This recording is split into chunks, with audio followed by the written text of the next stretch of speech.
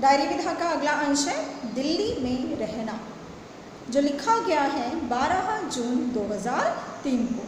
तो लेखक इस डायरी अंश के माध्यम से दिल्ली शहर की स्थिति से हमें अवगत कराना चाहते हैं कि किस प्रकार दिल्ली शहर बढ़ती हुई जनसंख्या के कारण एक बहुत बड़ी बस की तरह हो गया है।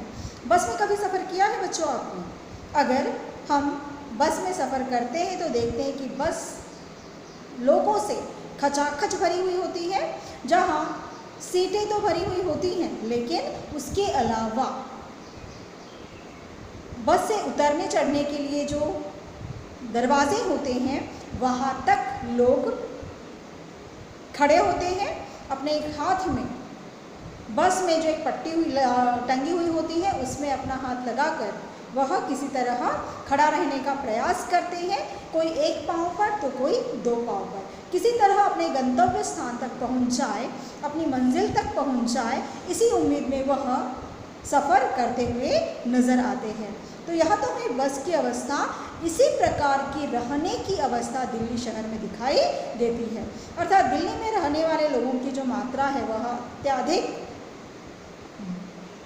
बड़ी है और इस कारण दिल्ली शहर का रूप एक खचाखच लोगों की भीड़ से भरी हुई बस के समान हो गया है।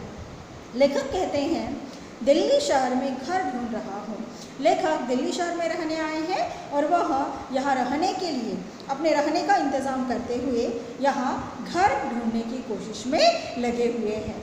और जब वह अपने रहने के लिए घर खोज रहे हैं तब उनको यह एहसास हुआ कि दिल्ली शहर में रहना आम बात नहीं है। यहाँ रहना मतलब पूरी ज़िंदगी, जिस प्रकार हम एक बस में एक जगह से दूसरी जगह तक यातायात करते, सफ़र करते हैं, बिल्कुल उस तरह है। शहर जैसे एक बहुत बड़ी बस। दिल्ली शहर का रूप किस तरह है? लोगों से भरी हुई बस की तरह, जहाँ लोग किसी तरह अपने मंजिल तक, अपने गंतव्य स्थान तक पहुँचने का प्रयास करते हैं, उसी प्रकार यहाँ दिल्ली शहर में रहने वाले लोग भी किसी तरह अपना जीवन गुजारने का प्रयास करते हैं। सवारियों से लंदफंद हर वक्त चलायमान। दिल्ली शहर कभी रुकता नहीं है, लगातार यह चलता हुआ ही रहता है। चलायमान अर्थात चलता हुआ। और किस प्रकार? सवारियों से लंदफंद। जिस प्रकार एक बस अव्यवस्थित रूप से लोगों को ढोती हुई यातायात करती है, सफ़र करती है, उसी प्रकार दिल्ली शहर में लोगों का लंदफंद अव्यवस्थित रूप दिखाई देता है। अर्थात यह दिल्ली शहर लगातार लोगों को अपने साथ लेकर आगे बढ़ता है, एक चलायमान चलती हुई बस की तरह।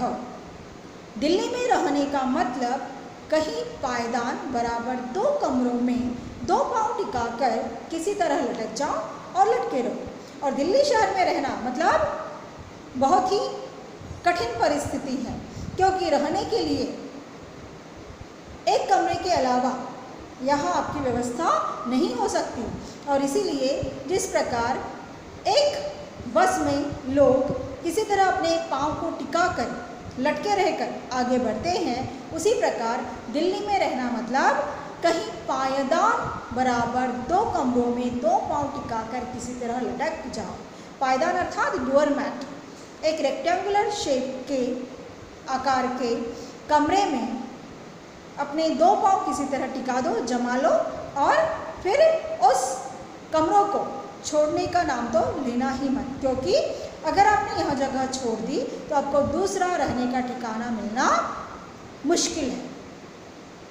और यह जो 2 कमरे आपने अपने लिए हासिल कर लिए हैं, रहने का अपना इंतज़ाम कर लिया है, अपनी व्यवस्था कर लिए है, इसी व्यवस्था के भरोसे आपको दिल्ली शहर में अपनी ज़िंदगी गुजारनी होगी। ज़िंदगी का मतलब बस इतना ही कि जब तक बन पड़े लटके रहो।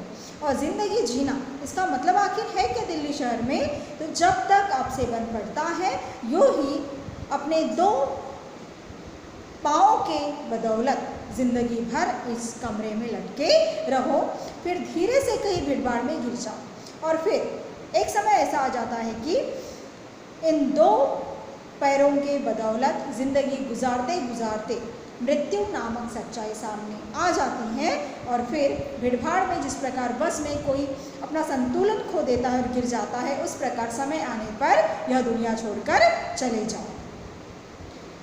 आगे का डायरी का अंश है बहाने निकालना। यह तो हमारे लिए बहुत ही आम टॉपिक है ना, क्योंकि हम प्रतिदिन किसी न किसी कारणवश कोई ना कोई बहाना तो बना ही लेते हैं और इसी की सच्चाई, इसी की वास्तविकता, इसी की असलियत लेखक ने इस अंश से हमारे सामने रखी है। वे कहते हैं जो हम शौक से करना चाहते हैं उसके लिए रास्ते निकाल लेते हैं। बिल्कुल सही बात है। जो काम हम अपने मन से, अपने दिल से, अपनी इच्छा से करना चाहते हैं उसके लिए सचमुच हम क्या कर लेते हैं, कई रास्ते खोज लेते हैं। चाहे फिर हमें नृत्य करना हो, चित्रकारी करना हो, गाड़ी चलानी हो, टेलीविज़न देखना हो या मोबाइल पर नियंत्रण करना हो। जो हमारा पसंदीदा वर्क होता है, जो हमारा पसंदीदा कार्य होता है, उसे हम क्या करते हैं, करने के लिए कोई ना कोई रास्ता खोज ही लेते हैं। लेकिन जो नहीं करना चाहते उसके लिए बहाने निकाल लेते हैं। लेकिन यह भी उतनी ही गहरी सच्चाई लेखक ने बताई है कि जो काम हम सचमुच नहीं करना चाहते, हमारे मन में जो काम करने के लिए इच्छा जागृत नहीं होती, रुचि उत्पन्न नहीं होती या हम करना ही नहीं चाहते, उस काम के लिए हम बहाने भी हज़ारों बना लेते हैं। फिर यहाँ हम पढ़ाई का ही उदाहरण ले लें। अगर हमें कोई टीचर्स, अपनी अध्यापिकाएँ या माता पिता कोई काम करने के लिए कहे, टीचर्स ने अगर कह दिया कि आप क्या करें, पढ़ाई करिए, अध्ययन करिए, गृह कार्य पूर्ण करिए, इस दिनांक को आपका गृह कार्य का सबमिशन है, तो सबमिशन के दिन तो 2-4 ही ऐसे बच्चे होते हैं जो अपना वर्क सबमिट करते हैं। लेकिन समय पर काम न करने वाले विद्यार्थियों की संख्या अधिक मात्रा में होती है। तो पढ़ाई लिखाई, अध्ययन, अध्यापन के प्रति हमारे मन में रुचि जो है वह थोड़ी कम हो गई है।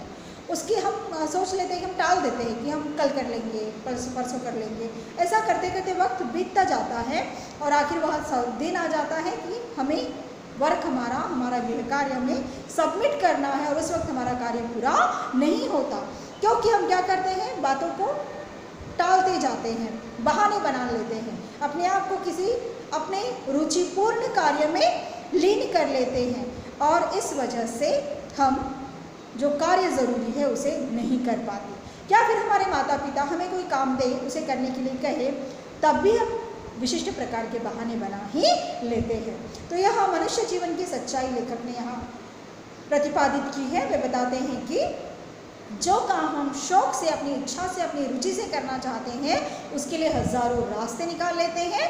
वही जो काम हमें पसंद नहीं, हम नहीं करना चाहते, उसके लिए बहाने भी उतने ही बना लेते हैं।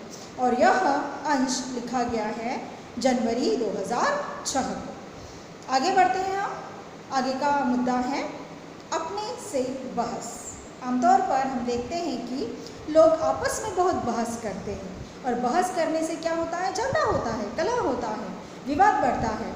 और लेखक ने इसी बहस को करने के लिए तो कहा है, लेकिन किसके साथ, खुद के साथ, अपने साथ। बहस दूसरों से नहीं, अपने से करनी चाहिए, उससे सच्चाई हाथ लगती है।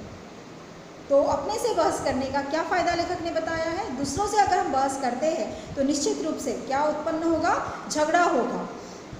और झगड़ा होने के बाद परिस्थिति कभी कभी ऐसे विकट हो जाती है कि बातचीत भी बंद हो जाती है, दोस्ती टूट जाती है। और इसीलिए दूसरों से बहस करने से बेहतर है कि हम किससे बहस करें, खुद से बहस करें, अपनों से बहस करें, क्योंकि अपने से बहस करने से सच्चाई हाथ लगती है। हम कहाँ गलत है, हमने क्या करना चाहिए था, हमें क्या नहीं बोलना चाहिए था, इस प्रकार की बातें अपने से बहस करने से हमें प्राप्त होती है, अर्थात हम सच्चाई तक पहुंच पाते हैं। अर्थात अपने से बहस करना मतलब आत्मचिंतन करें। हमने जो बोला, हमने जो किया, क्या हमें सचमुच वह करना चाहिए था, क्या वह उचित था? इस प्रकार की बातें आत्मचिंतन के माध्यम से हम अपने मन से पूछें तो जो जवाब हमारे मन से आएगा वह हुआ हमारा प्रतिस्पर्धी, और उसके साथ हम दीर्घकालीन बातचीत करके उस सच्चाई तक पहुंच सकते हैं जो हमें बाह्य रूप से दिखाई नहीं दे रही है या दूसरों से बहस करने से हमें हासिल नहीं होगी। और इसीलिए लेखक कहते हैं कि बहस करें, लेकिन किससे? अपने से करें। दूसरों को सिर्फ सुनना चाहिए। दूसरों से बहस से केवल झगड़ा हाथ लगता है, क्योंकि अगर हम दूसरों से बहस करते हैं तो हमें क्या उसे क्या फल प्राप्त होता है? केवल और केवल झगड़ा। मन खराब हो जाता है, स्थितियाँ बिगड़ जाती हैं, झगड़ा उत्पन्न हो जाता है, कुछ भी हमारे अनुरूप नहीं होता। और इसीलिए दूसरा जब बोल रहा है तो उसे ध्यान से सुनिए और फिर आत्मचिंतन के माध्यम से उसकी बात को समझने का प्रयास करिए। और फिर भी अगर आपको उनकी बात समझ में नहीं आ रही है या आपको उनकी बात पट नहीं रही है तो शांतिपूर्वक अपनी बात को उनके सामने रखें, लेकिन बहस बिल्कुल भी ना करें। बहस से केवल परिस्थितियाँ बिगड़ जाएगी, मन खराब हो जाएंगे। और इसीलिए बहस करने की अगर नौबत आए तो पहले आत्मचिंतन के माध्यम से खुद से बहस करें और फिर दूसरों से।